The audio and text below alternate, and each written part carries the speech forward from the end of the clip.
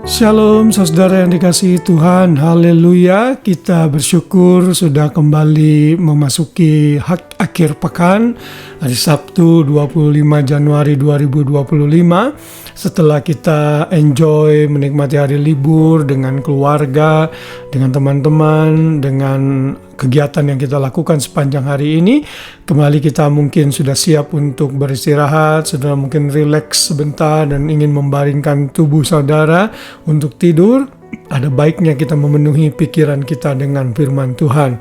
Atau kalau saudara masih beraktivitas, saudara bisa mendengarkan renungan ini setelah saudara rileks dan memiliki waktu yang baik untuk mendengar firman Tuhan. Saudara, firman Tuhan itu mengubahkan hidup kita. Firman Tuhan itu menjadikan kita pribadi yang lebih baik hari demi hari.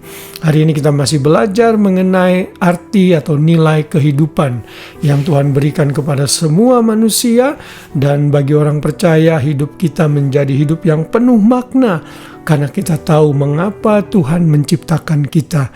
Tuhan menyatakan bahwa kita ini berharga di matanya.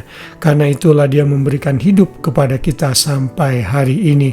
Dan hari ini kita akan belajar dengan judul Kelimpahan Hidup di dalam Kristus. Yang saya ambil ayatnya dari ayat hafalan kita hari ini, Yohanes 10 ayat 10. Pencuri datang hanya untuk mencuri dan membunuh dan membinasakan. Aku datang supaya mereka mempunyai hidup dan mempunyainya dalam segala kelimpahan. Haleluya. Saudara, saya yakin saudara tahu konteks ayat ini. Ini adalah perkataan Tuhan Yesus yang menggambarkan Ia sebagai gembala yang baik.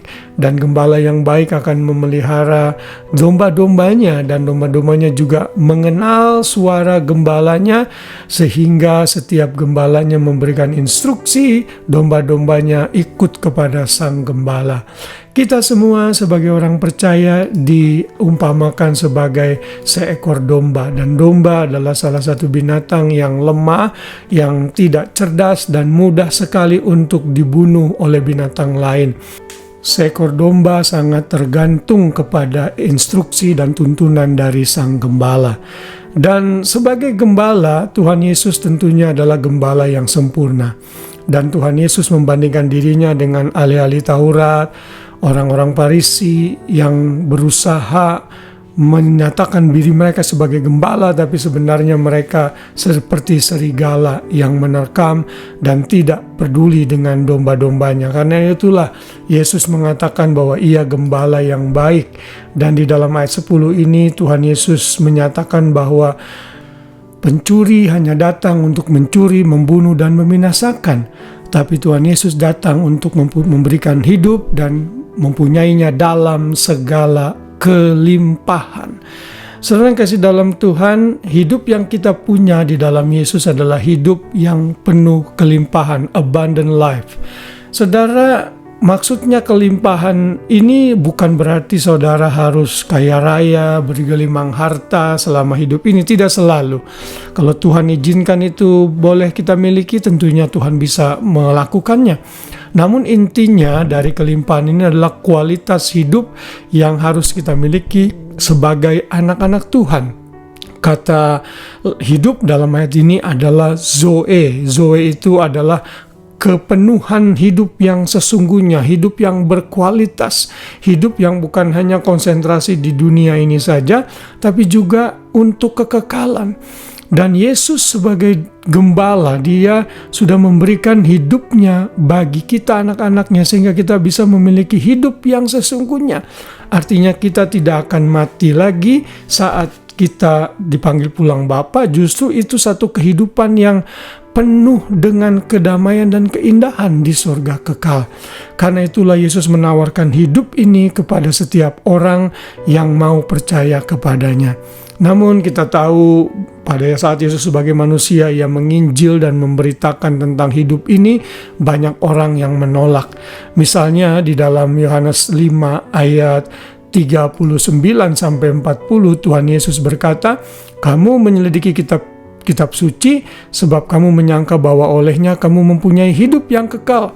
Tapi walaupun kitab suci itu memberikan kesaksian tentang aku, namun kamu tetap tidak mau datang kepadaku untuk memperoleh hidup itu. Ini tentunya perkataan Yesus kepada para ahli-ahli Taurat, ahli-ahli agama Yahudi yang merasa diri mereka pandai dan berhikmat, tetapi toh mereka gagal untuk mengerti kesaksian kitab suci bahwa Yesuslah Sang Juru Selamat yang datang untuk memberikan hidup kekal. Mereka gagal mengerti akan hal ini. Namun bagi saudara dan saya, orang percaya yang sudah menerima Yesus, itu berarti saudara sudah mengerti bahwa kelimpahan hidup yang sesungguhnya jasmani dan rohani hanya didapat di dalam Yesus.